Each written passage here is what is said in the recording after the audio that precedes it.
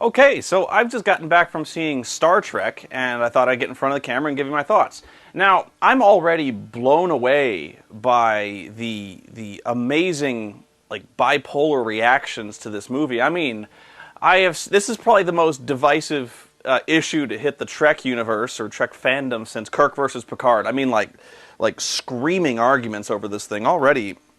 I've seen people come out of the theater giving this their highest recommendation, 5 out of 5 stars. I've never walked out of a movie happier. And people and conversely posting horrible reviews on the message boards, saying this essentially took the Trek franchise out behind the woodshed, took a shotgun and just blew its brains out, or it raped the franchise, things like that. And I guess to help you understand where I'm coming from in this, I think once again this comes to fan perspective. What kind of fan are you when you watch this movie? I come at it from the perspective of a fan who kind of stopped watching it after Next Generation. I know this is going to make me a bit of a heretic among Trek circles, but I didn't even really like Deep Space Nine. I understand Deep Space Nine got better after the 4th year, but I just wasn't willing to stick with it that long.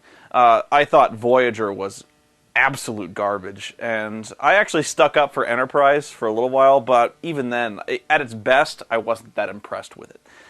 But I think I just kind of, I saw a lot of Next Generation, and I liked it, and, when that was over, I was kind of done with it. I wasn't really interested to see where else it could go. I mean, I was just kind of done with it, so I wasn't really obsessed, but I do like Trek a lot. I mean, I own the original series on DVD. I love it.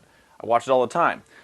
I do have the unique gift of being able to admit that the original series is really, really cheesy, which I think a lot of Trek fans actually cannot do. Kind of like Doctor Who.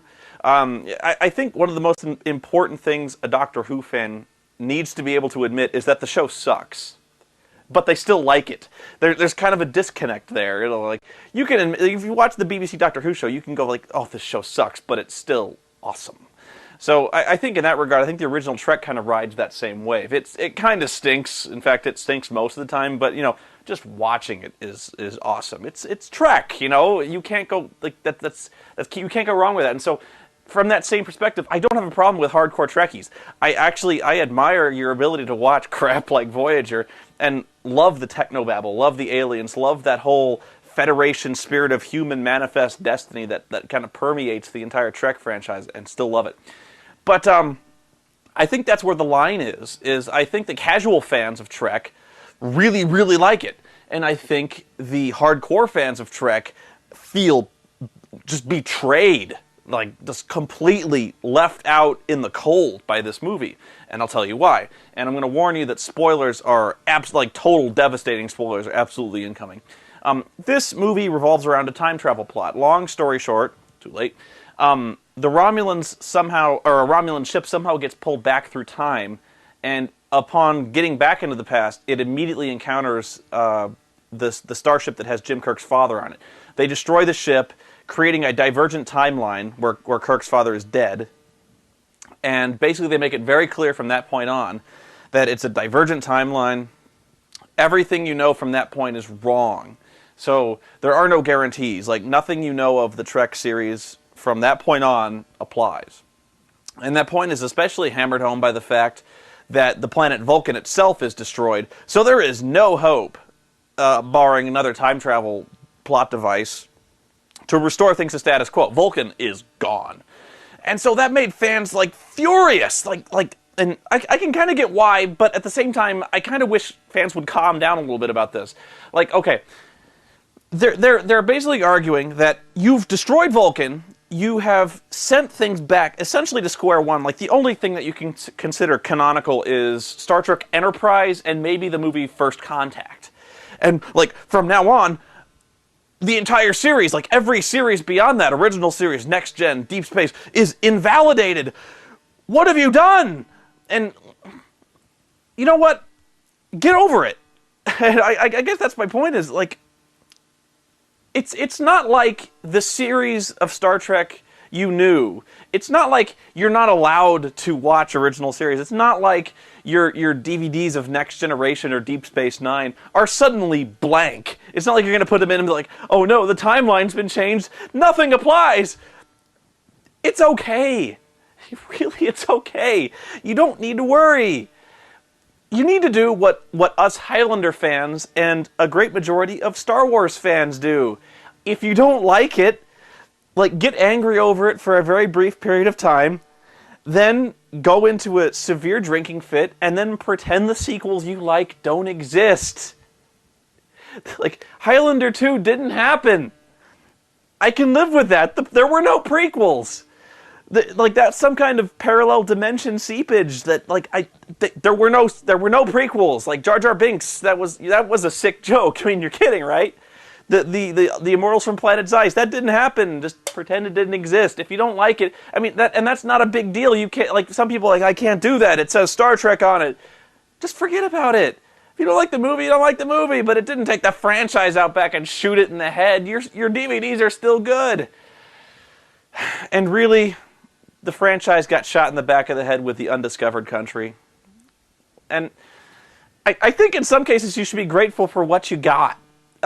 Trust me, after watching the original series, you know, Captain Kirk wrestling with the giant lizard man, can you really play this card with me that this series was some kind of holy grail that needed to be protected and scrutinized? Its plot sanctified and worshipped, that, you know, nothing could ever be wrong with this. Believe me, the Star Trek continuity has more holes in it than a wiffle ball. But I get it. It's a slap in the face, especially if you grew up watching these series and you love them, and all of a sudden you're like, nope, didn't happen, all a dream. I get it, but just don't. If you don't like the movie, you don't like the movie. You don't need to, like, go into hyperbole and, like, say it raped my ancestors. You know, my childhood is laying on a bed crying and repressing memories. You know, whatever. But you know, in this regard, I thought it was a very entertaining movie. I thought the production values were sky high. In fact, maybe too high. It looked maybe a little too slick. But you know what? It was loud, it was dumb, and it was also very, very entertaining. And I think, man, I really liked the actors that were cast in this. And at first, I didn't think I would. But I think the biggest call out I have to make to the actors in this movie was Carl Urban as Bones McCoy. Dude, that guy is scary. That impression of Dr. McCoy, you need to stop that, because that was freaking me out. That was awesome. I can't even do it. He was that good at that. Man, it was weird. But okay, I can't really go on about what I liked, just because, you know, I walked out of that theater pretty happy. You know, a lot of people complain that it didn't say anything about the human condition. It didn't have any moral dilemmas. You know, it didn't really deal with the pressing social issues of our time. What do you want it to deal with? You want to deal with waterboarding or something like that? Did you want them to bring a Romulan on the ship and, like, torture him to figure out where Captain Nero was? I don't know. I just thought it was a good plot about a starship saving the Earth. Can't go wrong with that. It's simple, but simple is no bad thing. But there were issues with it. The plot actually was pretty dumb. And I know, like I said, it kind of seems weird for me to defend it at one point and then call the plot outright dumb. But it is. But again, it's Trek. You know, I grew up expecting that kind of pretty simplistic plot. But there were a lot of elements with Star Trek that actually, the inner snark in me, the inner mystery science theater nerd, really couldn't let go. So I think what I'll do is I probably won't remember them all unless I kind of step through the movie plot element by plot element. And I hope you'll correct me, because I kind of want to understand the issues I'm bringing up. Okay, so the entire movie revolves around the planet Romulus getting destroyed. So basically what happens is the Romulans come to the Vulcans, or the Federation or whatever, saying, you need to hurry, like, right now. Our sun is going supernova, and you need to stop it, or Romulus will be destroyed. And so Spock goes, I'll help you. So they get this gigantic red ball of what's called red matter, or the magic gooey substance that creates black holes, which we will never explain beyond this. He loads it into a really fast ship, and he goes out to save them. But unfortunately, Spock forgets to carry the one, he arrives too late, and the supernova destroys Romulus. Now, Spock's plan was to avert the supernova by shooting the red matter into the supernova, which would collapse the star and turn it into a black hole. And that saves Romulus how?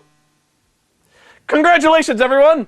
I have stopped the supernova and have collapsed your star into a black hole. You're saved!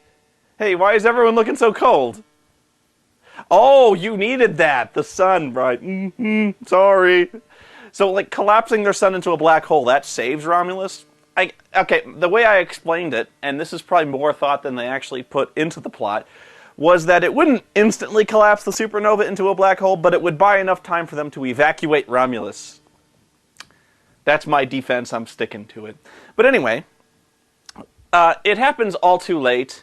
Romulus gets wiped out, and Captain Nero, the captain of a Romulan mining vessel, sees this happen. He gets pissed off and attacks Spock. During the chase, they both get pulled into a black hole, the black hole that Spock created. Nero goes in first, emerges on the other side of the past. He emerges like 125 years in the past or something like that, and immediately encounters the USS Kelvin, which is the ship that Jim Kirk's father was on. Nero, pissed off, just blindly attacks them and destroys them with just torpedoes. And then, realizing that Spock has not come through the time portal yet, decides to wait. And he proceeds to wait for 25 years. He emerges from a black hole and sits there for 25 years. That was the best plan he had. He was just like, Spock's coming through that son of a bitch eventually, and when he does, I'm gonna be there! And I'm gonna shove this torpedo right up his ass! I understand that he wants to avenge Romulus, and I understand that he wants to avenge his wife, and I know I can definitely sympathize with the fact he wants to slap Spock upside his fucking Vulcan head. I get that. But you're telling me in 25 years, he didn't... The brainwave never occurred to him that, hey, I'm in the past. I can do anything like avert the destruction of Romulus. Did he never consider that he might actually contact the Romulan Empire and warn them that on this specific star date that the sun was going to explode? So they might want to look into stopping that. He never considered going somewhere else, maybe just to kill time. Or like, okay, and that's, by the way, the most loyal crew I think I've ever heard of on a Romulan ship that's willing to just sit there and play with themselves for 25 years, not moving, drinking recycled urine, and eating the same kind of Romulan food pellets. Like, they never decided to make a pizza run or nothing like that. They just sat there for 25 years. And by the way, what was the Kelvin doing right next to the Romulan planet? I don't know. But, what else was going on? And that, basically what we do is we skip forward like 25 years to when Jim Kirk is grown up. And basically the most ludicrous part of this movie for me was how fast Jim Kirk goes from cadet to Starfleet Captain of the Enterprise, the flagship of the Federation, in a day. One day. And they actually did their best to make that plausible, but where they really fell short was basically Kirk is smuggled on the Enterprise. He tells them that the Romulans are actually attacking Vulcan, that it's not a natural disaster, and Captain Pike, he's like, okay, you guys come over here. Spock, you're in charge of the Enterprise while I go deal with this Romulan thing. Jim, you're first officer. And you're like, wait, what? He goes from cadet to acting first officer of the Enterprise. You're telling me there was nobody on the ship. Like, why did Pike do that? Acting first officer. This guy, it's like putting the fry cook trainee at McDonald's in charge of an Aegis class aircraft carrier. He just don't do that. It's like he hasn't been trained for this kind of thing. But he has been trained in like supersonic space diving onto a little teeny space platform with a parachute. He's been trained for that. That's no problem. And all right.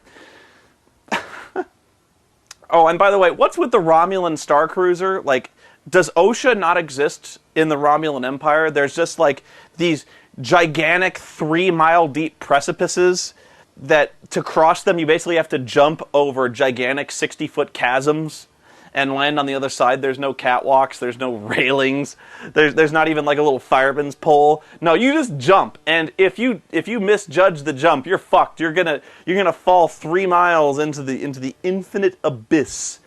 Okay, that's great. Thanks. Oh, what else did I have a problem with? Man, I can't remember. Give me a minute. I remember what else I was going to say, and they were kind of minor nitpicks. Another thing about the Romulan ship, I never understand why in every like alien space movie I ever see, the bad guys always inhabit this really, really grungy ship, and it's always like the most poorly lit ship in existence. Now, this one has more justification than most, being that it's a mining vessel, so I'm going to cut it some slack on looking like a roughneck oil rig. But still, these guys are always walking around, the light is always green and coming from like underneath the floorboards, so they're always shadowed in this like lime green light, and they're like, it's all steamy, and they always look like they're all sweaty and greasy, and they're like, I had a really wonderful day today, but I can't read a damn thing. It's too green in here. And why are there gigantic standing pools of water in the spaceship? Never got that. And this is probably the most common issues that I've seen raised, but they're worth raising. One, you really used the song Sabotage in the opening scene where you meet Jim Kirk, where he's like rebelling and driving a car. Okay, A, that scene contributes essentially nothing, and 2, Sabotage. You know, you thought Faith of the Heart was kind of anachronistic, and you put Sabotage. Not good. The second thing was I actually thought the romance between Spock and Uhura, totally out of left field, contributed nothing, and really wasn't earned, and actually seemed really out of character for Spock. And I thought they really tried to break Spock's character a little bit too much by having him fly into these rages like all the time with the pushing him into violence, and you know, like, you really need to reinforce the fact that he is Vulcan, you know, that he does have some kind of control over his emotions, but instead it seems like, you know, he's breaking his little meditative trances all the time. You know, he's nailing Uhura all the time, which kind of goes against that whole Pon farr thing. But once again, I am now regressing into the into Star Trek fanboyism. I actually don't even know what all that Pon farr thing is. I actually only thought they got wild once every 7 years. Actually, I thought they kind of kept it tucked back until then. But I don't know. I think in Enterprise that T'Pol or whatever her name was getting it on like all the time. I don't know. I'm sure you'll clarify it. But you know, I think you could have done a lot worse. Have you seen Star Trek Nemesis? Believe me, be grateful for the faithful adaptations of Trek you can get. And, you know, I thought this was actually very true to the characters. I thought this was very complimentary to all the characters. Like, all the characters were intelligent and effective. They all had something to contribute. And even the characters who were essentially nothing but comic relief, like Scotty and Chekhov, they still were talented. They still had useful stuff to contribute. There was a reason for everyone being there, and it was good to see these guys working as a team, accomplishing great things and overcoming some really fantastic problems. I thought the acting was top-notch, except for the really cartoonish and poorly motivated character of Nero. And actually, I think a lot of what motivated him is on the cutting room floor. There must have been some reason for him, despite being in the past, to want to sit there and wait only for Spock. You know, it's almost like Nero himself had never seen a Star Trek episode. You know, you're in the past. You can do anything. Like, go to the track or something. You could probably freeze yourself and meet your wife all over again. Or meet yourself. Hell, that'd be great. You know, meeting the parallel version of yourself and then, like, having 2 Neros. Anyway. But, you know, I walked out of it entertained. It had problems. Every movie has problems. But if you feel betrayed, if you feel cold and alone and in the dark, and you feel this movie really took Star Trek and bent it over, like, and took Roddenberry's carcass and bent that over too, just don't watch it. You know, I got a lot of movies that come in a series that I don't like. There's kind of a gap between Highlander 1 and 3, and I'm considering taking 3 out as well, like, in fact, I think the only one that still has a place there is number 1, so there's not even really a series, there's just the one movie. It's called Selective Amnesia, and it works wonders for nerds. So, you don't need to throw away all your DVDs, you don't need to throw away your First Contact uniforms, you don't need to worry that Star Trek the Motion Picture, despite being the first film in the franchise, is no longer good. It's still crap. It's always been crap. And you know what? The Wrath of Khan is still the best one. But who's counting? You don't need to defend the franchise. It doesn't need defending. It's Trek.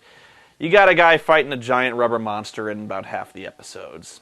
And besides that, I think the biggest Trek ever took it in the ass was that episode of Voyager where where Ensign Paris, what is his rank anyway? Paris and Janeway get turned into lizards and they fuck and they have lizard babies. It doesn't get any worse than that. So if you're going to be mad at that episode, because that was one of the only episodes I saw and it was just about the worst sci-fi script ever penned. Oh, and where's the time travel police? I remember watching a couple episodes of Voyager where that ensign guy, the guy who never gets promoted despite being on the Voyager and fighting for years and years and years, I remember he actually gets back to the Alpha Quadrant, and then he decides to go back in time to warn the Voyager about being destroyed, and then, the time police come down on him, and they're like, "You're in big trouble, mister. You shouldn't change the past like that." Where were they? I don't know. Yeah, you'd think they'd kind of pull Spock aside and pull Nero aside and say, "Look, you two need to stop it, okay? No more creating singularities." Anyway, I've gone on long enough. Watch the movie. Try to be entertained. But I defy you to find a single frame in that movie that does not have a lens flare in it. My God, J.J. Abrams, you are way out of control, man. Way out of control. The lens flares have to stop. It was like looking into the sun. Stop it. But hey, I'd look forward to a second movie as long as he did away with the lens flare. Until then, true believers, live long and prosper.